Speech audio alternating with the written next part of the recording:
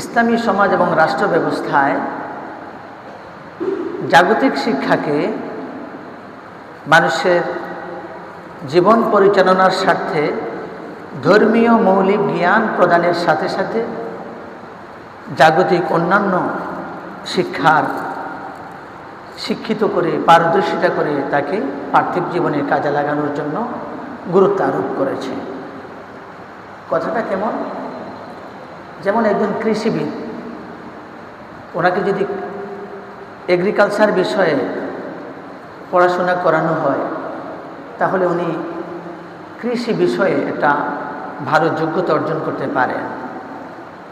একজন কৃষিবিদকে আপনি যদি জিজ্ঞেস করেন কখন কোন গাছের চারা রোপণ করতে হয়, তার পরিচর্যা কীভাবে করতে হয়, একটা চারা গাছ কত মাস বয়সে ফল দিতে পারে, যাবতীয় বিষয়ে তখন একটা চারা গাছের মধ্যে কী কী ধরনের রোগে দেখা দিলে এটার পরিচর্যা কীভাবে করবেন তিনি বলে দিতে পারেন। কিন্তু অন্য ক্ষেত্রে একজন MBBS ডাক্তার, তিনি স্বাস্থ্যবিজ্ঞান নিয়ে পড়াশোনা করেছেন, তাকে কৃষি বিষয়ে কোনো প্রশ্ন করলে তিনি এ বিষয়ে কি সমাধান করতে পারেন। স্বাভাবিক নিয়মে যিনি ইঞ্জিনিয়ারিং পড়েছেন, ওনার কাছে ওনার সাবজেক্ট সংক্রান্ত কোনো বিষয় যদি কেউ সমাধান চায়, তিনি এটা সমাধান দেওয়ার পদক্ষেপ নিতে পারে। এই জন্য একজন মানুষ যেমনি ডাক্তার হওয়া সম্ভব নয়, সম্ভব, আবার কৃষিবিদ হওয়া সম্ভব নয়। ইঞ্জিনিয়ারিং পড়লে তার পক্ষে ডাক্তার হওয়া সম্ভব নয়। এই জন্য একজন মানুষ তার জীবন পরিচালনার জন্য তিনি কখনো শিক্ষাবিদ হবেন, কখনো কৃষিবিদ হবেন, কখনো রাষ্ট্রবিজ্ঞানী হবেন, কখনো অর্থনীতিবিদ হবেন, কখনো তিনি কৃষিবিদ হবেন, কখনো তিনি পররাষ্ট্র নীতি নিয়ে পড়াশোনা করবেন, কখনো তিনি স্বরাষ্ট্র নীতি নিয়ে পড়াশোনা করবেন। এটা জীবন পরিচালনার জন্য প্রয়োজন আছে। এটাকে ইসলাম নিরুৎসাহিত করে না। একজন মানুষ ডাক্তার, কবিরাজ, ইঞ্জিনিয়ার সব কিছু হতে পারে না।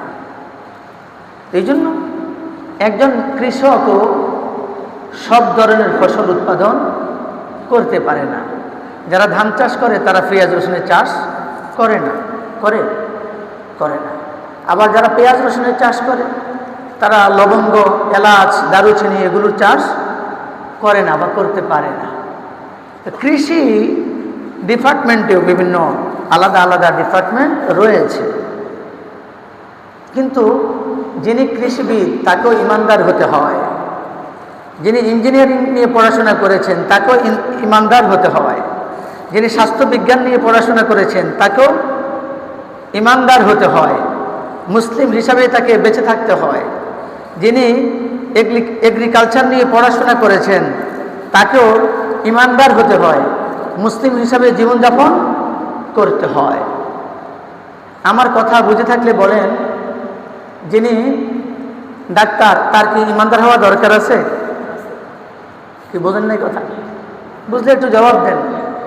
যিনি ডাক্তার তার কি ইমানদার হওয়া দরকার আছে? পার্থিব জীবনে তার স্বাভাবিক জীবন দরকার আছে?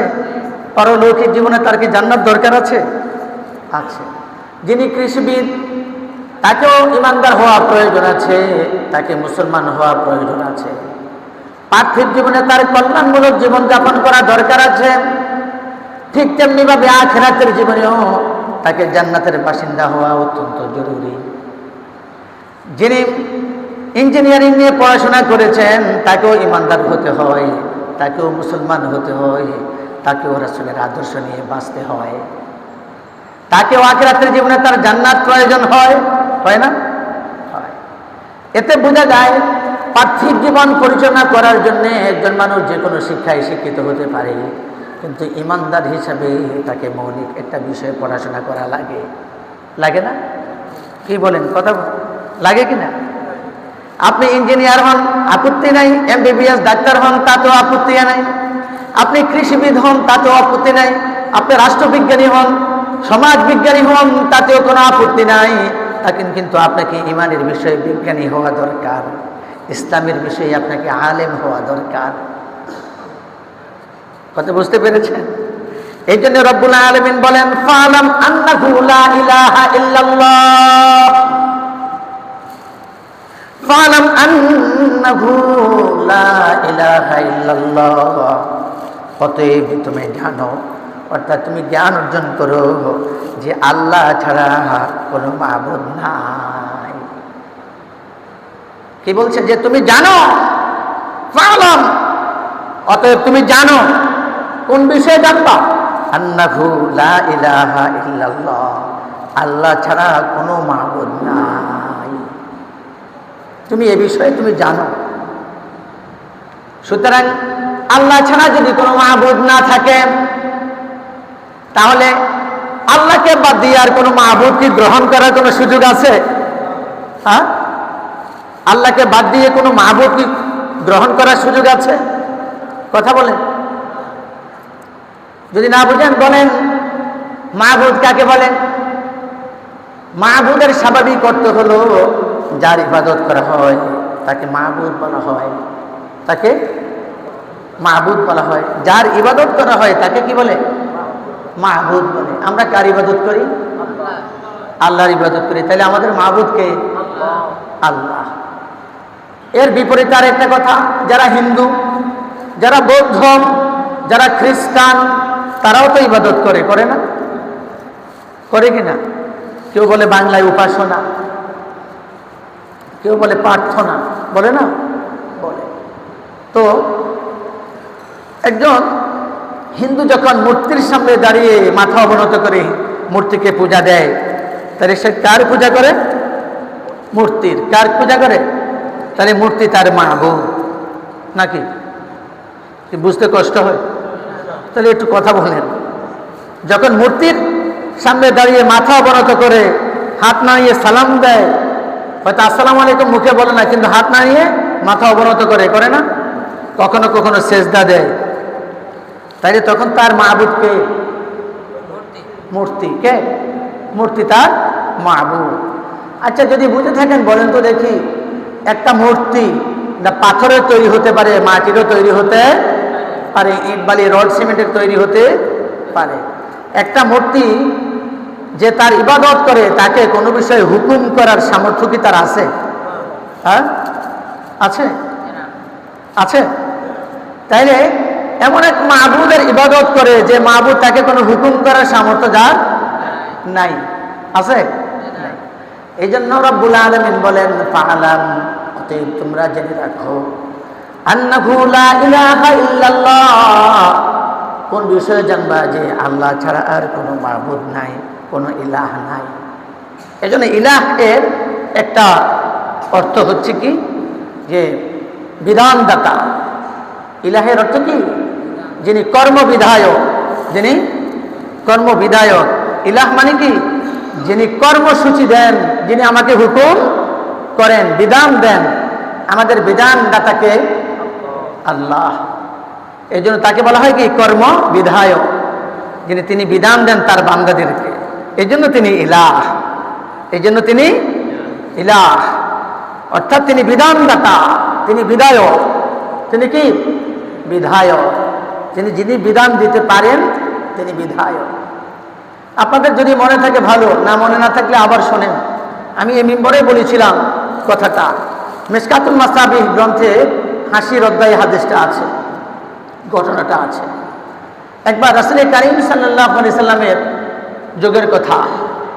এক মূর্তি পূজক, তিনি মূর্তি পূজা করেন।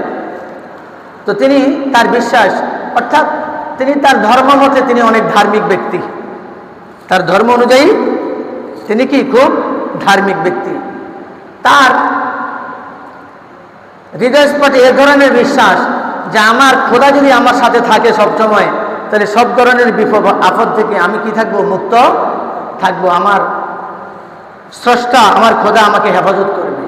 তার এই বিশ্বাসের ভিত্তিতে ছোট একটা মূর্তি সে সব সময় তার সঙ্গে রাখে। তার সঙ্গে যেখানে যাক, হাটে যাক, বাজারে যাক, তার সাথে তার এই মূর্তি থাকে। একবার তিনি কোথাও যেন সফরে যাচ্ছিলেন, পথিমধ্যে হঠাৎ তার প্রাকৃতিক প্রয়োজন হলো, পেশাব পায়খানা চাপছে। এখন মরুভূমির প্রান্তর, কোথায় যাবে? আবার সাথে কি আছে? খোদা আছে, ওই মূর্তি। এখন আশপাশে কোনো টয়লেট বা এই ধরনের কোনো ব্যবস্থা নাই। পরে তিনি লক্ষ্য করলেন যে একটা দূরে একটা জঙ্গল দেখা যায়। চিন্তা করলেন যে ওখানে যাই, কাজটা সেরে ফেলি। জঙ্গলের ভিতরে জঙ্গলের ভিতরে ঢুকলেন যথারীতি। ঢুকার পরে চিন্তা করলেন আমি এখন একটা অপবিত্র কাজ করব, আমার খোদা আমার সামনে থাকলে এই টাইমে কেমন হয়, এটা তো একটা অশোভনীয় ব্যাপার। এই জন্য খোদার সম্মানার্থে, অর্থাৎ এই মূর্তির সম্মানার্থে মূর্তিটাকে একটা উঁচু জায়গায় রাখছেন। রেখে তিনি এবারে ভিতরে জঙ্গলের ভিতরে ঢুকে তার পেশাব পায়খানার কাজ সেরে ফেলছেন। সেরে তখনকার উনি ওনার সিস্টেমে পবিত্র হইয়া আসছে। এসে দেখে মূর্তির মাথায় ফোঁটা ফোঁটা পানি, মূর্তির মাথায় নাকে ডগায় এরকম পানি দেখা যায়। তিনি চিন্তা করলেন কিরে কি ব্যাপার, এই খরতাপ চতুর্দিকে পুড়ে যায় গরমে, এরকম একটা অবস্থা। মেঘের লেশ মাত্র আকাশে, কোথাও কোনো কিছু নাই। এই জঙ্গলে আমার খোদার মাথার উপরে কে পানি ছিটালো। পরে তিনি হয়তো ভাবছেন যে মনে হয় সেই মহান বিধাতার করুণার বাড়ি সম্ভবত আমার এই খোদার উপরে বর্ষণ হয়েছে।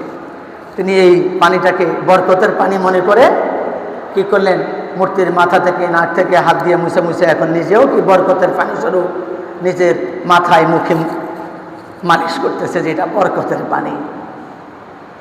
এরপরে তিনি কি করলেন, মূর্তিটাকে হাত নিয়ে রাস্তায় উঠলেন। রাস্তায় ওঠার পর তিনি লক্ষ্য করলেন ইয়া মোটা বড় তাজা একটা কুকুর। এমন একটা অবস্থা, কুকুর যে কিছুক্ষণ আগে প্রস্রাব করছে এখনো দুই এক ফোঁটা টপ টপ করে পড়ে। তার বুঝার আর বাকি রইল না যে মূর্তির মাথায় কুকুর প্রস্রাব করে দিয়েছেন। তখন তার বিবেচনা দিল আমি আমার জীবনের নিরাপত্তার জন্য যে মূর্তিকে ধারণ করি, সব সময় কাছে রাখি, যে আমার মূর্তি আমার খোদা আমাকে হেফাজত করবে বিপদ আপদ থেকে, বলা মুসিবত থেকে। কিন্তু এই মূর্তির মাথায় যখন কুকুর প্রস্রাব করে দিল, কুকুরের প্রস্রাব থেকে এই মূর্তি নিজেকে রক্ষা করতে পারলো না।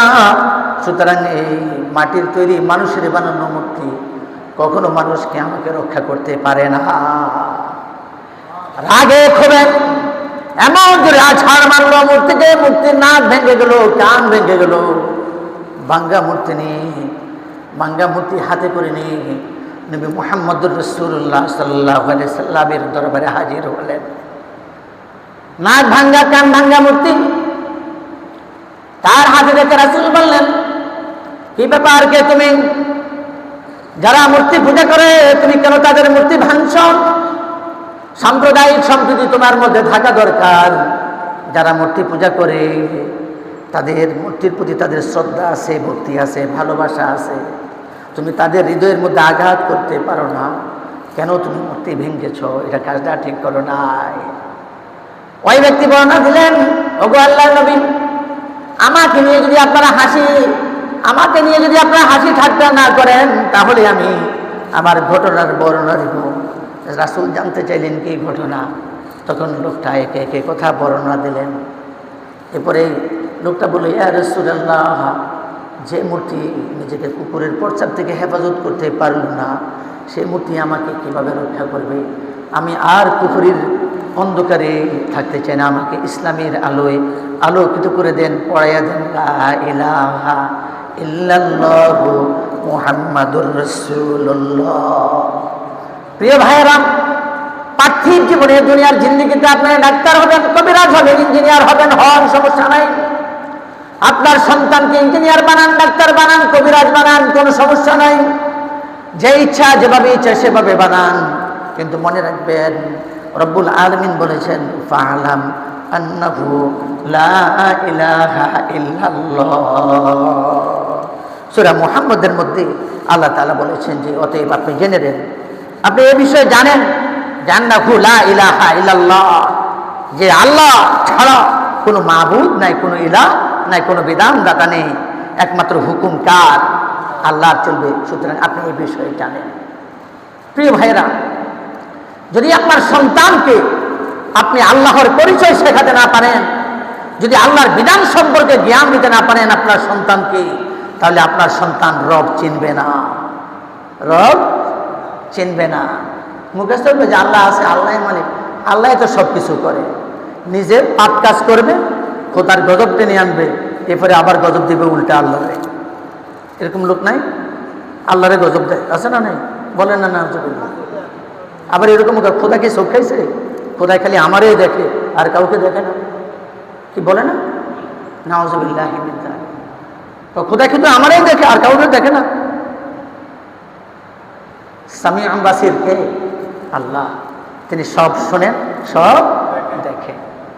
তার মেমোরির বাইরে কোনো কিছু নাই। সুতরাং আজকে আমরা সন্তানের শিক্ষার ব্যাপারে উদাসীন, সন্তানের শিক্ষার ব্যাপারে উদাসীন। আল্লাহর কসম করে বলি একটা কথা, আজকে যখন একটা সন্তানকে মাদ্রাসায় পড়ায়, ভর্তি করাই দেয়, তখন কোনো প্রতিবেশী বলে মাদ্রাসায় পড়েছিল, এটা কি করবে? এটা ভালো দেখে একটা স্কুলে ভর্তি করাই দাও, ইঞ্জিনিয়ারিং করলে একটা ভালো সাবজেক্ট নিয়ে পড়াশোনা করলে ভবিষ্যতে একটা কিছু করতে পারবে, বলে কি না? বলেনি? যে ছেলেটার ব্যাপারে বলতেছে, এই ছেলেটার বয়স 5 বছর, 6 বছর, 7 বছর, 8 বছর, অথবা সর্বোচ্চ 10 বছর, কি বলেন? ঠিক না?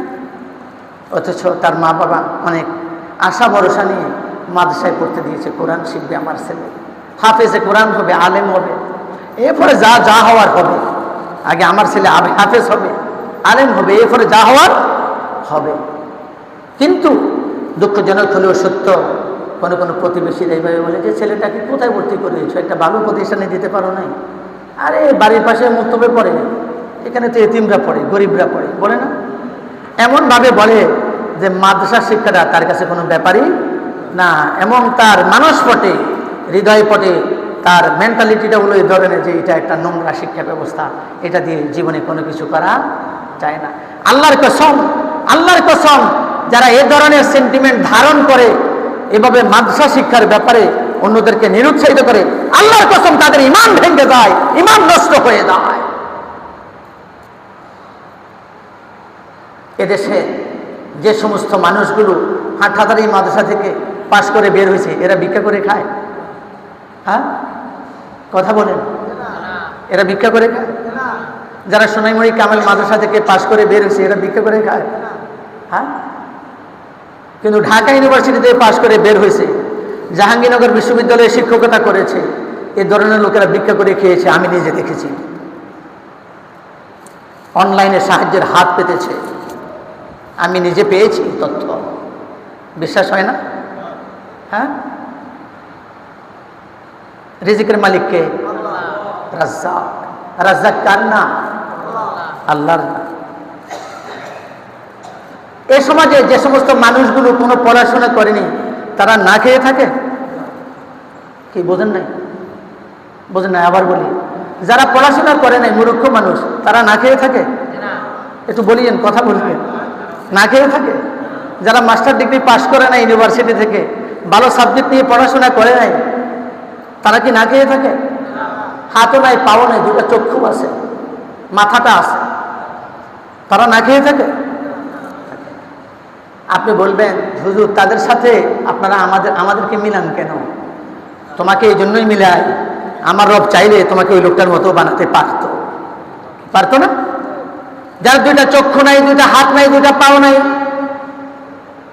স্বাভাবিকভাবে চলতে পারে না, এই জন্যই তোমাকে ওই লোকটার কাছ থেকে শিক্ষা গ্রহণ করতে বলি, যে আমার রব চাইলে তোমাকে ওই লোকটার মতো বানাতে পারতো, পারতো না? তুমি বলো, ভালো সাবজেক্ট নিয়ে পড়াশোনা না করলে ভবিষ্যতে কি করবা? ভাই, ভালো সাবজেক্ট নিয়ে পড়াশোনা করো। আমিও চাই। আল্লাহর পৃথিবীতে সবচেয়ে বড় ভালো সাবজেক্ট হলো কোরআন, আল কোরআনুল কারীম। সবচেয়ে বড় ভালো সাবজেক্টের নাম কি? আল কোরআনুল কারীম।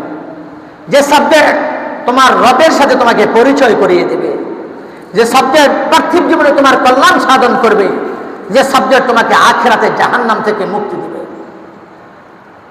এজন্য আপনার সন্তানকে আপনি ডাক্তার, কবিরাজ, ইঞ্জিনিয়ার বানাবেন, বানান, আমাদের কোনো আপত্তি নেই। তবে ছেলেটাকে আগে ইমানদার বানান।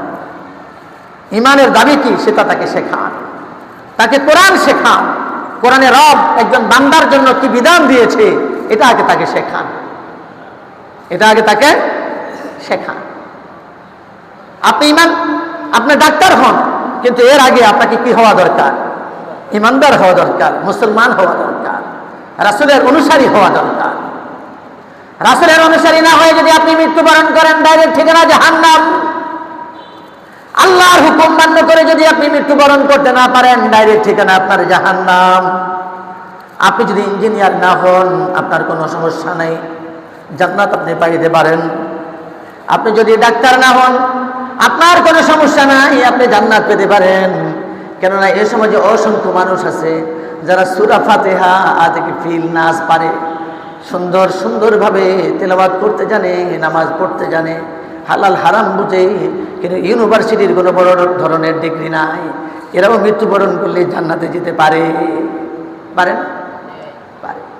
এই জন্য রব্বুল আলামিন বলেছেন ফালাম, তোমরা জেনে রাখো। আল্লাহ রাসূলকে সম্বোধন করে বলেন অতএব আপনি জানেন, আপনি শিখে নেন যে আন্নাহু লা ইলাহা ইল্লাল্লাহ, আল্লাহ ছাড়া আর কোনো ইলাহ নেই।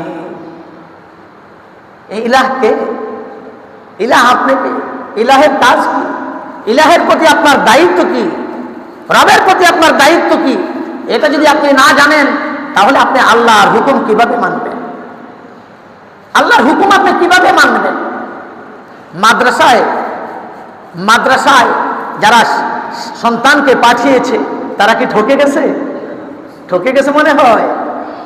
প্রিয় ভাইয়েরা, এই জন্য আমাদেরকে মনে রাখতে হবে যে আয়াত থেকে আমরা জানতে পারি যে ঈমান গ্রহণ করা যেমন জরুরি, ঠিক যার প্রতি ঈমান এনেছেন তার সম্পর্কে জানাটাও জরুরি। যদি আপনি এটা না জানেন, আপনি বললেন যে আমি রবের প্রতি ঈমান আনলাম, আপনাকে জিজ্ঞেস করলো রবকে, তখন আপনি রবের পরিচয় কিভাবে দেবেন? রবের পরিচয় কিভাবে দেবেন? পারবেন রবের পরিচয় দিতে? এটা তো আপনার পাশের বাড়ির কোনো চাচা ভাতিজা না যে তুমি চেনো না আমাদের পাশের বাসার উমুক সলিমউদ্দিন আমাদের চাচা হয়, তুমি তোমাকে চেনো না। রব কি এমন কোনো সত্তার নাম? মোটেও না। এজন্য রবের পরিচয় জানতে হবে। আমার রবের নাম কি? আমার রবের একটা নাম আছে রাজ্জাক, তিনি রিজিক দাতা। তিনি রিজিক দাতা। তিনি রিজিক কিভাবে দেন? কার রিজিক দাতা? তিনি কাকে রিজিক দেন? কয় রব্বুল আলামিন। কি?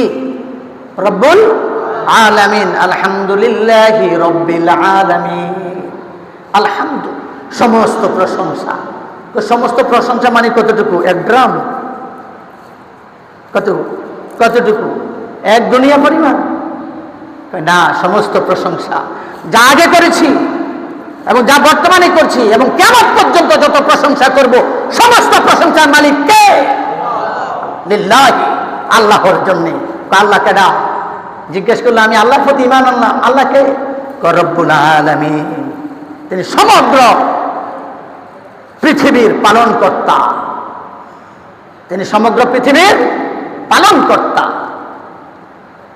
সমগ্র পৃথিবীর পালনকর্তা কাহা?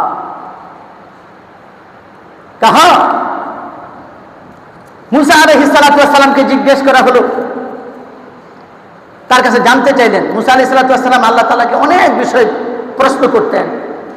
আল্লাহ তাআলাকে একটা প্রশ্ন করলেন যে হে রব, তুমি এই সমগ্র পৃথিবীর সমগ্র সৃষ্টিরাজির পালনকর্তা, তোমার এই সৃষ্টি জগৎকে তুমি কিভাবে পরিপালন করো? আল্লাহ তাআলা বললেন, কয় মুসা তোমার সামনে এটা কি? এটা পাথর। এটা আঘাত করো। আপনারা জানেন মুসা আলাইহিস সালাতু ওয়াস সালামের হাতে একটা লাঠি থাকতো। কি জানতেন না? জানতেন? একটা লাঠি থাকতো। তোমার সামনে কি? এটা পাথর। কয় এটাকে আঘাত করো। আঘাত করছে, এই পাথর ফেটে গিয়ে আরেকটা পাথর বের হলো। কয় মুসা তুমি কি দেখতে পেয়েছো? কয় এটা আরেকটা পাথর দেখলাম। এটাকে আবার আঘাত করো। আবারও আঘাত করেছে। তখন দেখলো এই পাথরের ভিতরে ছোট্ট একটা কীট, ছোট্ট একটা পতঙ্গ, ছোট্ট। তখন এটা এভাবে নড়ছে। তিনি অবাক হয়ে গেলেন, এই পাথরের ভিতরে কীট কিভাবে আসলো? জিজ্ঞেস করলো মুসা তুমি কি দেখতে পাচ্ছ? ছোট্ট একটা কীট। তাকে জিজ্ঞেস করো যে আমি তাকে কিভাবে পরিপালন করি, তার রিজিকের ব্যবস্থা কিভাবে করি। এই কীট জবাব দেয় যে আমার রব, আমি পাথরের ভিতরে আমার বসবাস, আমার রব এখানেও আমার খবর রাখেন এবং আমার রব এটাও জানেন দেখবেন ছোট ছোট ঘাসের পাতার মধ্যে ছোট ছোট কীট থাকে না, পোকা থাকে না, দেখছেন ঘাসের পাতায়। এই কীট বলে আমার রব এটাও জানেন যে আমার সবুজ পাতা আমার পছন্দ, এই জন্য আমার রব এই পাথরের ভিতরে সবুজ পাতা খাদ্য হিসাবে, রিজিক হিসাবে এখানে সরবরাহ করেন। আল্লাহু আকবার। তিনি কে? রব্বুল আলামিন। মানুষের গোলামি করার জন্য সন্তানকে শিক্ষাবিদ বানাবেন না, শিক্ষিত বানাবেন না। আজকে আমাদের মা বাবাদের জন্য পরিতাপের বিষয়, দুঃখের বিষয়, লাঞ্ছনার বিষয় যে আমাদের মা বাবারা আজকে সন্তানকে সরকারের এবং বিভিন্ন পর্যায়ের বড় বড় আমলা হিসেবে প্রস্তুত করছেন মানুষের গোলামি করার জন্য, রবের গোলামি করার জন্য রবের গোলাম হিসেবে সন্তানকে প্রস্তুত করেন। দুনিয়াতেও আপনি কল্যাণ সাধন করতে পারবেন, আখিরাতেও আপনি কল্যাণের ভাগীদার হবেন। আল্লাহ তাআলা আমাদেরকে তৌফিক দান করুন, আমিন।